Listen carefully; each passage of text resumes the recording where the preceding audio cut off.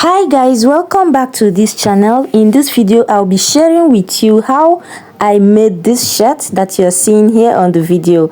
If this is a tutorial you've been interested to watch, please kindly subscribe to this channel if you have not. Do well to like and drop your comment if you have any.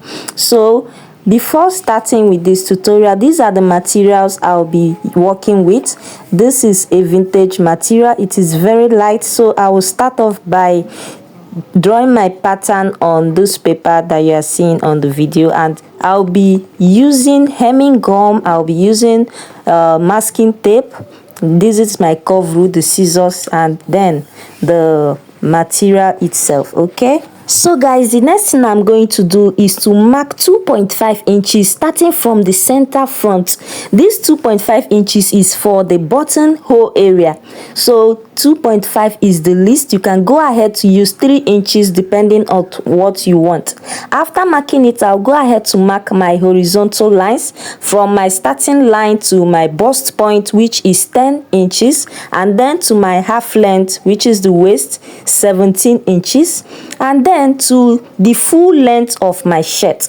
I used the length of 25 inches. You can go ahead to take your own measurement, and then I transferred my horizontal measurement on the other side, connect with my straight rule as you can see on the video. The next thing I'll do is to get my chest line, which is the armhole area.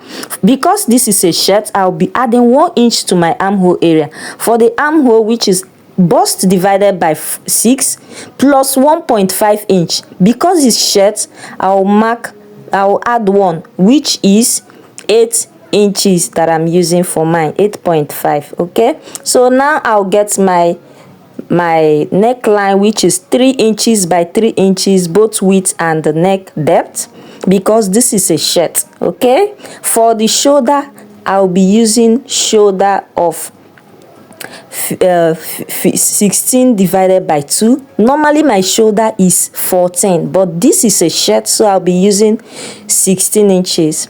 And then you can see I've gone ahead to connect my shoulder slant, which is 1 inch, and then I'll be labeling all the way, as you can see.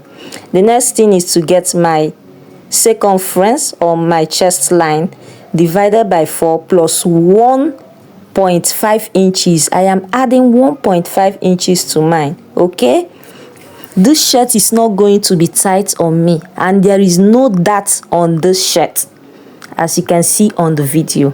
Then I'll go ahead to connect it all the way to the hip line. Okay, that is the full length of my shirt. Then for the armhole, divide it into 2, and then at the center here, I'll come in by ½ inch, and then use my curve rule to connect them all. So the next thing I will do is to label. This is the front. Okay, and don't forget that we will do a come down on this front shirt, so I'll go ahead to come down by 1 inch on the shoulder area like this. Come down by 1 inch, then use your straight rule to connect it like this. So guys, this come down, we are also going to be adding it at the back pattern paper, so please do not forget. After making of this shirt, I realized that it is better to come down by 1.5 inches, guys. I'll be using 1.5 inches next time I'm going to be making a shirt. So guys, let's go ahead and mark the back pattern for this shirt. So exactly the shoulder length, the horizontals that I used for the back, but this time the back is going to be on fold. Don't forget that, okay, because this is a shirt. So the neckline, I also used 3 inches width, and then for the depth 1 inch. So I slanted by 1 inch also. You can see how I am connecting the neckline, and then from the shoulder I connected it to my bust point, to my chest line, sorry, because the back does not have bust, so my chest line because of the armhole. You can see I've marked my circumference for the chest line, Then for the armhole, I will also go in by 1/2 inch, as you can see. Just make sure to replicate to the same thing you did for your front, okay? And then for the waist, I also divided by 4 plus 1.5 inch. And then on the hem line, I'll be dividing my waist into 4 plus 1.5 inch. So guys, watch closely.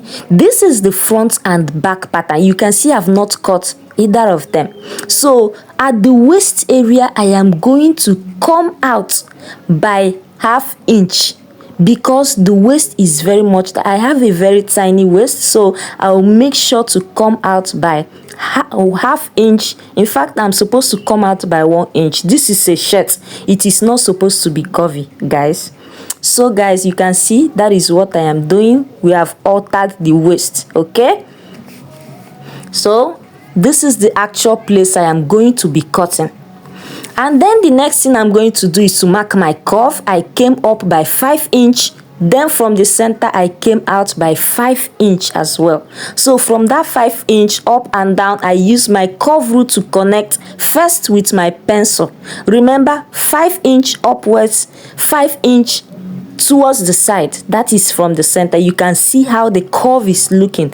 The curve is not too much because the shirt is not very long. It is just 25 inches in length. So I would replicate the same thing on the other pattern.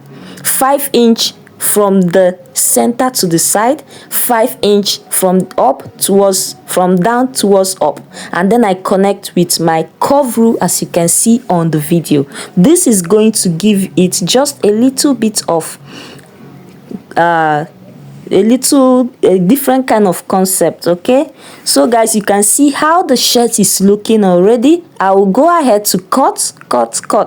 So look how I am cutting it out. You will see how I'm going to cut out this come down at the front, and then the armhole, and then the side, and the full pattern, as you can see on the video. Please make sure you follow this process very correctly. It is not difficult, okay? This is a shirt pattern. So guys, you can see this is the back. Look closely and see how I am going to add up that come down I removed at the front area. You can see I have added a paper. So right now I will mark 1 inch here, 1 inch here, and then 1 inch all the way on the shoulder line, and use my straight rule to connect it. You can see how it's looking. So we have gone ahead to replace back the 1 inch come down for the front. So guys, this is the back. This is the back piece. I am cutting the neckline and the shoulder again. So guys, you can see how our full patterns are already looking. This is the back piece, and then this is the extra inches on the shoulder. You see the front pattern. This is how they look after cutting it out on my fabric. This fabric is very light. You see where I added extra inches on the neckline, as you can see, on the shoulder, on the armhole area, half inches, half inch. I did not add at the hem because I have already added it. So plus the hem, I used full length of 26 inch. So for the bottom side, I went ahead to fold in by half and then fold by 1 inch again. Look closely. Before doing that, make sure you use your hemming gum to infuse inside your buttonhole allowance, as you can see on the video. It will help it to stay very firm by the time you iron it. Guys, you need to iron this buttonhole area before inserting your buttonhole, okay? So I went ahead to put hemming gum before stitching it down. So for now, I'm going to join my shoulder area, as you can see, by ½ inch. Make sure to use your pins to hold them down to avoid flying away. Go ahead and and stitch it down, and then make sure to go ahead and stitch the other side down as well. You can see how it is looking already, guys. So the next thing I will do right now, guys, is to go ahead to measure my neckline all the way around. By the time I finish measuring it, I'll be getting almost 19.5 inches, guys. By the time I finish measuring my armhole, I'll be getting almost 19.5 inch. So after measuring it, I will head over to drafting my pattern for the collar that I'll be using. So guys, I'll go ahead to fold my paper into two, just the way you are seeing on the video, and then mark a starting line. So I'll make sure to divide my round neck into two and then come up by 1/2 inch. Here you can see, then connect it to the midpoint of this paper. The next thing I'll do is to mark 1 inch. Our collar stand is going to be the length of 1 inch, so I'll mark it 1 inch all the way down and then connect with my straight rule. This is our collar stand, please do not forget. The next thing I'll do is to connect this side as well, and then make sure to give a little curve here. This curve is on the up part, it's not going to be at the base. Remember, the base is directly going to be sitting on the shirt. So this is our collar stand, okay? So after getting our collar stand, I'll head over to getting the full collar, the main collar. As you can see, I'll mark the same length. Make sure you divide the neckline by 2, and then the length of this collar I'll be using is 2.5, okay, plus 1 inch. I'll be marking 3 in full. So right now I'll go ahead to mark it, and then at the base of this main collar I'll go in by 1 inch, as you can see. Then at the midpoint of this place, I'll come up by 1/2 inch and connect it all the way to the end. So this is our main collar, guys, okay, as you can see on the video. So I'll go ahead and use my scissors to cut it all out. After cutting it all out, I will make sure to cut it exactly the same length, the same size on gum stay. Okay, you can see the main collar and the collar stand, how it is looking already. So I'll go ahead to cut it out exactly without adding an inch on my gum stay. Okay, so this is collar stay.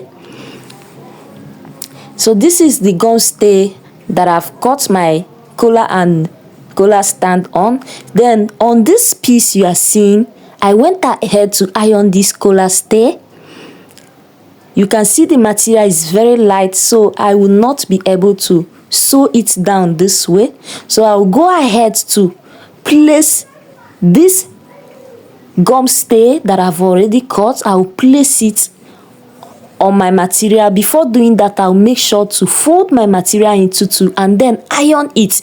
Make sure there are spaces all the way around as you are placing it on your fabric, okay? So you can see I've gone ahead to cut it out. Then I will also fold my material into two and place the main collar and iron it all the way around. Make sure you have excess inches all the way around so we can be able to work with this collar, okay? So look closely and see how it is looking already, guys. You can see the extra inches here. So by the time you get this, go ahead and stitch these places I'm pointing out, okay? Go ahead and stitch it on the main collar first of all. That is what we'll be stitching down. So stitch this place, and then stitch this place. Please do not stitch this open place, okay? So guys, this is the collar. After stitching it down, I will go ahead to trim off any excess to avoid bulging and heavy fabric materials after turning it inside out. So at this point, after turning it out, if it's not looking very good and relaxed, please make sure to iron it before joining it to the collar stand, okay?